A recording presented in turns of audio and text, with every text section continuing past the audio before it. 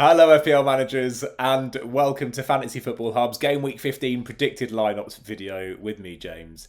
And I'm joined by a rather mischievous Ben Dinnery. Ben, how you doing today, mate? James, all good, my friend, all good. As always, I'm looking forward to the game. We cannot wait. Can't wait for the deadline. Get those teams locked in and score some major fantasy points. My laptop is broken, guys, which means I can't actually see Ben whilst I'm doing this video. So he could be doing anything on camera, and I would have no idea. I've got no way of stopping him. So if he is, I'm sure he's doing it right now. Please do excuse him. Right, okay, guys. We're going to get right into this because there's plenty to talk about on this Friday afternoon. We do, I'm very pleased to say, now have a working starting11.com integration. I mentioned starting11.com last week, and what it means for the Fantasy Football Hub article is that now our lineups are interactive, and I'll show you that with this Arsenal one here. So this is Ben's predicted lineup on screen here, but you'll be able to vote on whether or not you think it's likely that any player will start. We can see, for example, that Ben's backed Tierney to start for Arsenal. Only 56% of you have agreed with that, however. Some of you saying, nah, not a chance. That's interesting. We'll ask Ben about that very shortly. So go and check it out. And look, just here you can see you can agree or disagree. It's a great little feature, and we hope you'll get involved. Ben, shall we get down to business? Let's start with Arsenal, and let's start with Tierney. Why not? Why have you backed Tierney to start over Tavares? I mean, a couple of reasons. Obviously, we know Tavares has had that left back spot nailed down in recent games. Slight surprise that he kept that post Liverpool. Of course, it was one of his errors that caused or contributed to the Diego Jota goal. We're talking 3 game weeks, 3 games in 1 week here. Yes, Arsenal don't play until Monday away at Everton, but I just feel as if, one, I think the team could do with freshening up after that loss at Man United. And also, you're going to have to get some minutes in Tierney's legs at some point. We're going into this festive period. And what you don't want is you don't want somebody like Tierney who's coming off the back of maybe 4 or possibly 6 weeks out of that Arsenal lineup and just being thrown in there. So you've got to try and not just plan in the short term, but you've got to look ahead to those medium and long-term games. And I'm thinking, with one eye on those festive games, and that's why I brought Tierney in. We also see the return of Saka to your starting 11 prediction, as well as Martinelli in there as well. Is Martinelli, his inclusion because of his performance against Man United, Ben? Well, absolutely. Obviously, deserved that start following a goal from the bench against Newcastle. And I just can't see how Mikel Arteta can drop Martinelli. One player I have got in the team that should be out is Pierre-Emerick Aubameyang, by the way. Absolutely shocking. But I just don't think that Arteta has the kahunas to pull the trigger on him. He's obviously the captain. I mean, 2 misses in the last 2 game weeks. The one against Newcastle from the Dubravka palm, where he was, what was it, 2 yards out and he hit the post. Yeah. And then again at Old Trafford, you've got to be slotting them away. And for me, it's not only the miss, but it was his reaction to the miss. It's almost a shake the head of disbelief, a little bit of a laugh, and then we'll get on with it. No, mate, get off the pitch because you're contributing absolutely nothing. And these strong opinions of mine aren't in any way whatsoever due to the fact that I have him in my fantasy team. I was going to say, you sound pretty bitter there, a little bit too bitter perhaps. But yeah, he's not winning any friends at the moment, particularly after he liked one of Cristiano Ronaldo's posts on Instagram last night after the game as well, which did not go down well amongst the Arsenal faithful. Anyway, let's move on to Aston Villa now, Ben. Any changes to report here? I guess the main question is over Danny Ings' inclusion. Well, he's going to have a late fitness test. We know that he was benched last week and missed out midweek because of a recurrence or a slight niggle with an old problem. We assume it's hamstring for that reason. Steven Gerrard said that he would treat him very carefully. He won't be rushed in. So while he could make the match day squad, I don't have Danny Ings in this starting 11. couple of big issues from midweek. Leon Bailey, he's going to be out for the remainder of the year. And it also looks like Matty Targett, who had an awkward fall, banged his head, will miss out as well. Now, that could mean that Ashley Young drops in at left back and Jacob Ramsey coming back into that Villa lineup in a slightly advanced role, maybe on that left-hand side. Okay, Matt Targett was somewhat of an FPL shining light in that Villa back line, who hadn't really impressed until Gerrard came in. So it is a back line that FPL managers are starting to look at a little bit more. Take note, however, Targett will not be available. Okay, thanks, Ben. Let's talk about Brentford now, who disappointed in game week 14. Certainly for those that owned any of their attackers. You've got the pair starting up top again there, Ben. Anything that needs to be mentioned about Brentford before we move on? Not really. No fresh injury concerns from the Tottenham game. Thomas Frank said he could potentially, change things up a little bit. Shandon Baptiste is one of those that's going to be in and around that starting 11. Otherwise, I don't see massive amounts of changes in this team just because, he doesn't really have the personnel to be able to call upon. Matthias Jensen is another one who's been introduced from the bench in recent games who could possibly get a start. Let's see if they can do anything against Leeds United. Tony and Mbeumo owners will certainly be hoping they do. And on to Brighton and Hove Albion, who, again, will manage to salvage a draw in game week 14. What do we got to say about Brighton? Ben, anything we need to know as FPL managers? Picked up 3 injuries midweek. Not necessarily huge fantasy assets, but it does have an impact on the rest of the side. One of those being Lallana.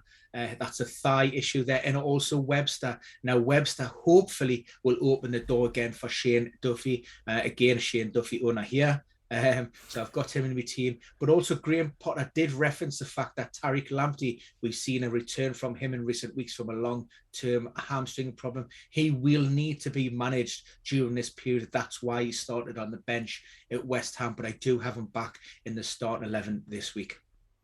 Burnley now, who have somewhat of a decent fixture run coming up in the medium term. So one to keep an eye on.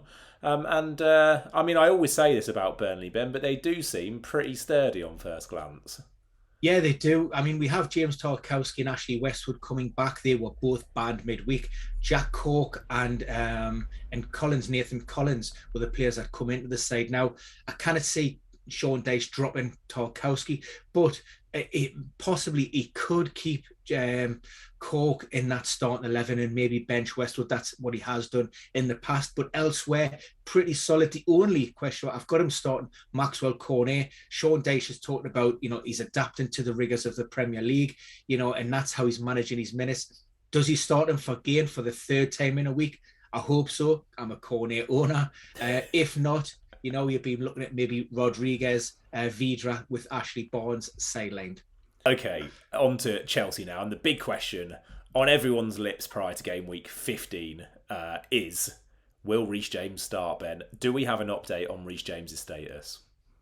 The fact that he's fit and available, despite he wasn't able to travel midweek because his ankle was too painful after receiving a kick.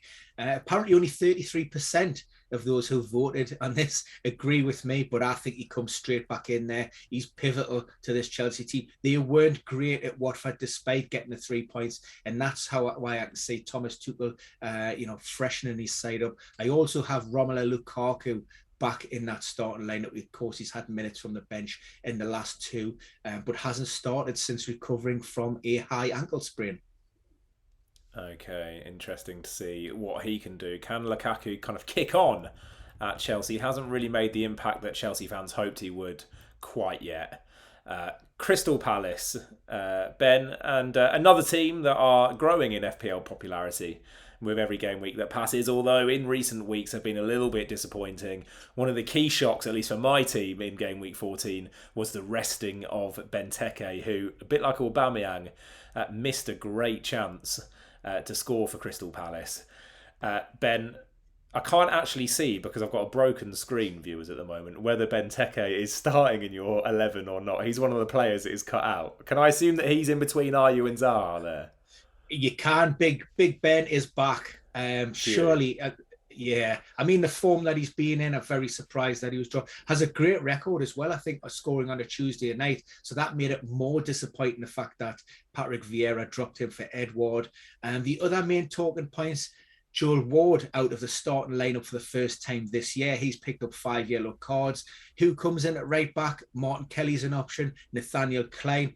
But also Joachim Anderson has a late fitness test on Saturday. Now, he could come in, and that would mean Tompkins shuffling across. At the moment, I'm on Klein, but keep following. This is one that could develop, and I could be tweaking this, as we approach the deadline. Okay, and good to see for his owners Gallagher in there once again. Manchester United, it'll be interesting to see how fallible they are as an opponent for Palace under new management, of course, so difficult to tell. But that will certainly be an intriguing game from both teams' perspectives. Okay, now on to Everton. And again, I'm afraid, Ben, I can't see whether Calvert-Lewin is in there. However, if I'm not mistaken, there was another update about his progress, and it wasn't exactly great news for Everton fans. Yeah, there certainly was. And you're right, James. We're looking at another 2 weeks minimum. Although, Rafa, the caveat on that was he won't be rushed. We won't take any risks. So, you know what? Don't be surprised if this stretches beyond into early 2022. We've had so many updates on Calvert-Lewin. He was there, there or thereabouts, and it isn't happening. So, as it currently stands, we're looking at, like I say, at least 2 weeks. That already pushes in and around maybe the Boxing Day fixtures. Will he be risked before the that winter break? I'm not so sure. Other main talking points, I do have Yerry Mina in that Everton backline. He took part in aspects of first team training on Friday. But of course, Everton play on Monday, which gives them another 2 sessions to be able to sort of, nail down that place in that side. It would be a little bit of a risk, but given the circumstances that the Toffees are in, I think Benitez may be prepared to take that gamble. I've also brought Alex Iwobi back into that team ahead of Gordon. I just think that little bit of experience, and the atmosphere and that environment, Everton at the moment, it's pretty toxic. So bring a bit of an older head in there, and hopefully they look to get a good 3 points against Arsenal. Let's see. It was a pretty sobering result against Liverpool in the Merseyside derby in game week 14. They did manage to get on the score sheet, but a team that look in dire need of Calvert-Lewin's return. So yeah, that news is slightly ominous for Benitez and co. Leeds United, and this is a really intriguing one for me because we have had an update on Bamford. Ben, you mentioned he featured in an under-23s game last time we recorded, which was on Monday. Does he make, and again, I can't see that middle section, so you're going to have to tell me, is he in that starting 11 here? Drum roll here, Jill. I could keep you in suspense, but he doesn't. He doesn't. We heard from Bielsa earlier in the week, and when he was asked directly about Patrick Bamford, he said it's unlikely that he'll be in the squad for game week 15, more realistic game week 16. However, we did hear from Bielsa early on Friday morning, and he said that both Luke Ayling and Patrick Bamford are likely to be in the squad. So there's still no guarantees with this one. So we know that they're not 100%. But give a little bit of context around that decision. He spoke about how circumstances, outside influences dictate that players are maybe brought back sooner than, that they maybe want, sooner than ideal. But he also said that just because a player is back, a return to play doesn't necessarily mean a return to performance. So that's an indication to me that I think Bamford and Ayling will probably start on the bench. I have Tyler Roberts in there, who done quite well against Crystal Palace. And the other, I suppose, player that may be questionable, I've got Firpo at left back, but we know Pascal Struijk could come in there. His minutes have been limited the last 2 games because of a niggling hip problem, which is why I've went over Firpo just on this occasion. Bamford's return, I'm sure, would be of interest to those looking to shift on, the likes of Jimenez and Antonio, etc. All right, Leicester City, and again, the key player is part of my kind of screen crack at the moment. So I'm going to take a guess here, Ben, and say that you've included Vardy in this starting 11. But it could be Iheanacho there at the top. A lot of people expected Vardy would be rested in game week 14. He wasn't in the end. We know that Leicester have got a crucial European tie at midweek next week. Will Villa be the opportunity to rest Vardy, or have you got him in your predicted 11? I'm starting Vardy. I just think the circumstances in and around Leicester at the moment, very inconsistent. Performances have been poor, but Vardy is probably the one shining light, the one player that can really carry them forward. Yes, we've seen an upturn in form from James Maddison recently, and he's helped, certainly. But, if Jamie Vardy is anywhere in and around, he starts. End of story. I just don't see, you don't get the same from Kelechi. I do like Daka, but those are the players that tend to be deployed in those European fixtures. I mean, there's a lot of positions up for grabs in this Leicester team. I've actually brought Albrighton back in and Marty into that backline and switched flanks for Castagna, such as that fluidity and flexibility with the formation that he's got. But so there are a couple of question marks. Again, this is maybe a formation or a side that I may tweak ahead of the deadline. But at the minute, I'm going for a 3-4-2-1 with Perez and Maddison sitting in behind. And that's based purely, again, on just Brendan Rodgers' need to freshen his team up. Like I say, they haven't been great. So, bringing Perez in to maybe help spark the Foxes back into life. Rightio. And can we assume as well from his admission that it's too soon for Tielemans' return? He has returned to the training pitches. There are no guarantees with regards to whether he'll be in the matchday squad. That's also the same of James Justin, by the way. He's also back training with the first team. But look, if he does make the matchday squad, I would certainly expect any involvement to come from the bench, given the fact that he's been out since it's almost a month now. He was injured prior to the last international break, so he's only had a few sessions in his legs. Rightio. And now we move on to Liverpool. Well, actually, I'm trying to think off the top of my head. Really, as far as I'm concerned as a Jotaro, and I'm sure many of the viewers watching this as well, it again comes down to a player who we know at the moment is still out, and that's Firmino. Has there been any update on his return to play, Ben? Or are we still is Klopp still keeping his cards close to his chest there?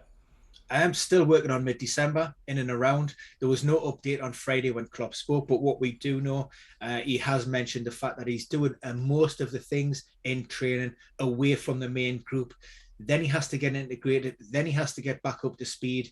But again, we'll keep on banging the drum. Have to be really careful with hamstring problems, particularly when you consider that Mane and Salah will be leaving for AFCON very soon. So what you don't want is another setback from Firmino. And isn't it such a luxury to know that Mohamed Salah is just going to start every single game? It's incredibly difficult to imagine him being dropped in the form that he's currently in. Okay, we'll leave Liverpool there then, Ben, and move on to Man City, a team that is far less predictable at the moment, unfortunately, for us, because wouldn't it be great, again, if we could put some money on Man City player starters? One player who has been reliable since game week 5, I believe, he's played every single minute, is Bernardo Silva, who rewarded those that took a punt on him last week. Suddenly, he's no longer a punt. He is very much one of the favourite transfers ahead of game week 15. You've got him starting again here, Ben. No surprises there, really.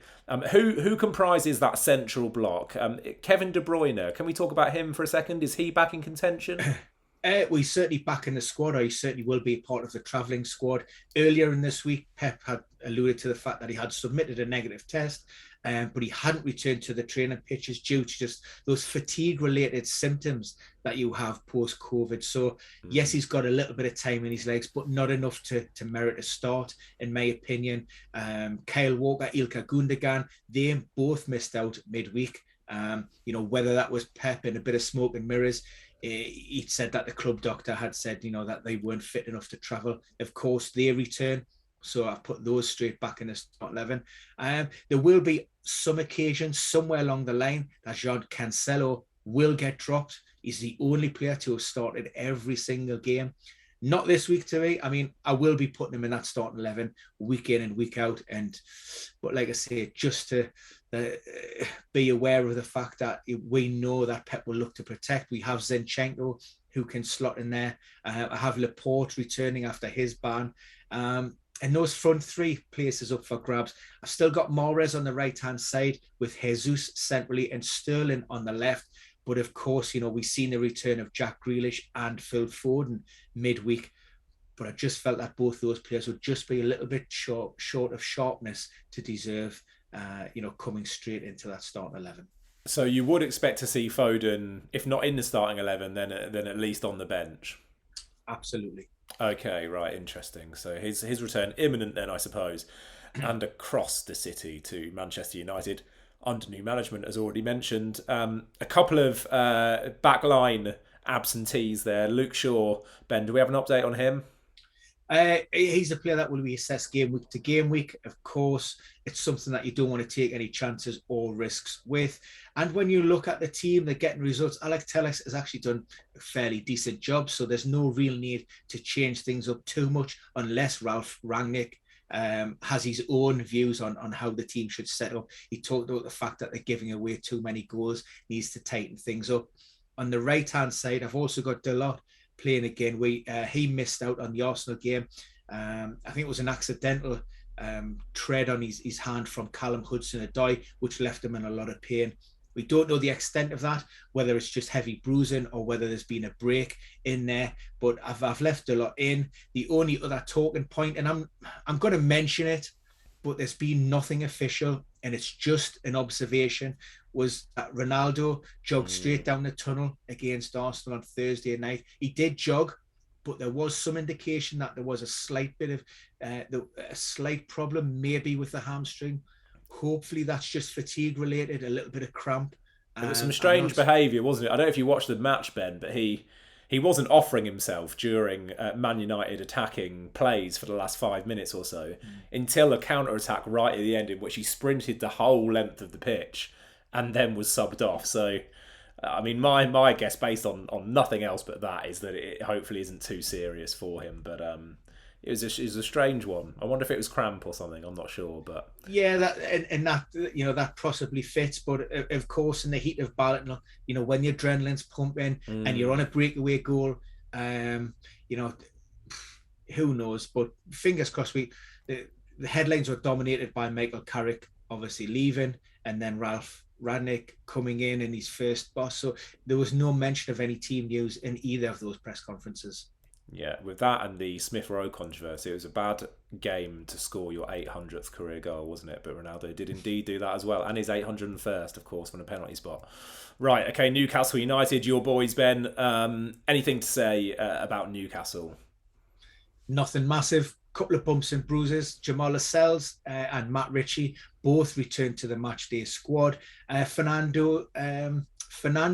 Federico Fernandez, not Fernando Fernandez, Federico Fernandez. I expect the first start under Eddie Howe. Hasn't had much of a look in. Fabian Shaw was the preferred player in there, but came on against Norwich, done a great job. Manager was eulogising about him. I've also taken Joe Willock out of that starting team. I don't think he's been great. He just looks off the pace, nothing like the player that we had on loan last season, certainly not contributing at the top end of the pitch where we need him. And it could be a chance for Almiron. I think he deserves his opportunity, hasn't had much of a look. And Ryan Fraser, he was the unlucky player to be withdrawn following Kieran Clark's dismissal after 9 minutes on Tuesday. So Ryan Fraser into that team as well. Yeah, Newcastle still yet to get their first win of the season. But who knows? Maybe game week 15 is their week. And these were their opponents to last fought them. Norwich City, of course, drew 1-1 with them on Tuesday. It will come as a crushing blow to Norwich City fans, though, to hear that. I think it's Rashika is injured, isn't he, Ben? Do we have any? I mean, not that he's really much of an FPL asset, but just so that we can say we've touched on them. Is there any? Yeah. is there any elaboration you can give on Rashika's status?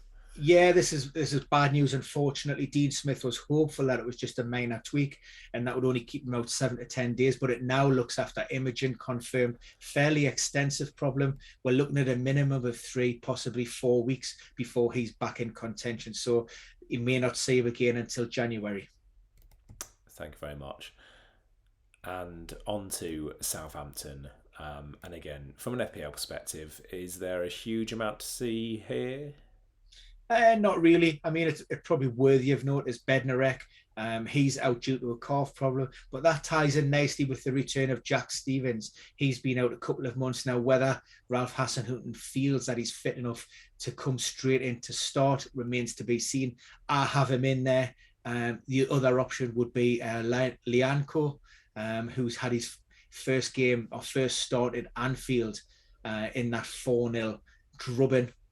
So when he changed his formation to a 3-4-3, but I've stuck with a 4-4-2 for this one with Stevens in that back line. Okay, Spurs got off to finally some goal-scoring form in game week 14. 2-0 against Brentford. Could have had more, actually, on the day. Kane's in there, Son's in there, Reguilon's in there. They're the big three that FPL managers are looking at. Is there any concern here, Ben, and I'm just really playing devil's advocate, that potentially 3 games in 1 week is too much for all 3 of those to start every single game? Or do you feel like these guys are impervious to that kind of fatigue at the moment? I mean, possibly. However, James, what you forget is that the game at Turf Moor was actually postponed due to that last-minute flurry. Of course it was. So, God, yeah. My memory's so short when it comes to FPL. Yeah, so that's why I've pretty much stuck with the same start 11. And also locked in, I've probably touched upon it, Eric Dyer in my team, absolute fantasy legend. Okay, thank you. We can just about compose your whole starting 11, I think, Ben, via this video, and it's weird. That's the impression I'm getting, is that it's weird. Okay, into the W's, which means we're nearing the end of the video, and it's Watford first, who are attracting plenty of FPL attention, namely because of Emmanuel Dennis and Josh King. I'm assuming, I can't see, but I'm assuming both of those make your predicted 11, Ben. Are there any other notable players that we need to touch upon for Watford? Ismail Assar still out? Still out, yeah, and it's going to be early 2022 before we know the full extent of that problem. So he's been, basically, the club has said, look, we're going to revisit this in a month. We'll send him down for further imaging, see the extent of that problem, understand it is the MCL. Whether it's a major talking point or not, I will reference it. It's Adam Messina. Looks to be a serious thigh problem. So that should open the door for Danny Rose to come back into that starting 11. Right, okay. Thank you very much. And we move on to West Ham now, who, again, drew against Brighton in game week 14. Antonio disappointing his owners once more. Although their fixtures are so good, I think a lot of people will keep the faith. One interesting thing we did see in that West Ham side was that with the absence of Cresswell, it was Soufal who was the beneficiary in game week 14. And it looks, by this predicted 11, Ben, I can see the back line there, that Soufal is once again going to make the starting 11 in game week 15. Does that mean it's too soon for Cresswell? He has taken part in training, but only aspects of it and only light training. Now, ordinarily, I would think maybe has he got a chance if West Ham were playing potentially on a Sunday or a Monday. But because of the early kickoff and because Soufal and Johnson, they've done okay, I just think that, David Moyes may hold Cresswell back for this one. It's a very short turnaround. We talk about it. If you can't do full sessions, full on with your team, then a lot of medical teams, will just not consider those players. And as far as we're aware, Cresswell hasn't done that. Thank you very much. And finally to Wolves, a team really lacking in attacking potency at the moment. We did see Traore start in game week 14. He maybe invigorated them slightly, but they still failed to score in that game week. You've got him starting again here, Ben. What's your reasoning behind that? Bruno Lage has shown him a little bit of love. I think he was impressed by his performances. He's talked about his levels of consistency, need to improve. He also addressed the fact that, on another day, he probably should have passed to Jimenez when he was open instead of going by himself. But after doing the hard work, he can't really blame him. But he said he offered a bit of an attacking threat. Bruno Lage's hands are tied pretty much with this team. There's not a lot of positions up for grabs given, the strain that the squad's under with injuries. I mean, Trincao is an option. Daniel Podence could potentially come back in to consideration, but he's coming post-COVID. So, that's why I've left Traore in there. The other main talking point, and I did look at maybe Marcal coming in last week for Ait Nouri, but now he's been taken out of the equation after a positive COVID test. Ruben Neves back in the team after serving a 1-match ban. But I've left Den Donker in there, choosing to take out Moutinho. And again, that's purely based on the fact that we have 3 fixtures across the week, and the veteran midfielder could maybe do with resting those aging legs of his. Great stuff. All right, Ben, that concludes our predicted lineups video. Guys, thanks so much for watching. And remember, if you disagree with any of Ben's predictions, or perhaps you emphatically agree, go over to fantasyfootballhub.co.uk, go to the Game Week 15 guide, and the top article there is Ben's predicted 11s article. It will be continuously updated up until that 11 o'clock deadline on Saturday morning, so do keep your eyes on it. Ben, thank you so much for your time and expertise. I appreciate it as always, mate. Busy day for the rest of the day? As always, matey. I'm looking forward to ending this week. It has been an absolute grueler.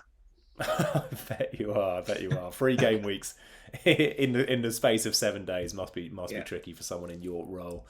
Well, really appreciate you giving up so much of your time during that 7 days to Fantasy Football Hub, and we'll speak again next week. Luckily, schedule returns to normal next week, at least for a week. Where you see that it's a Friday night kickoff, Jamesy. Oh, is it? Caught out. Okay, well, thank you very much. I'll bear that in mind. We'll probably speak on a Thursday then, mate. But until then. Yeah.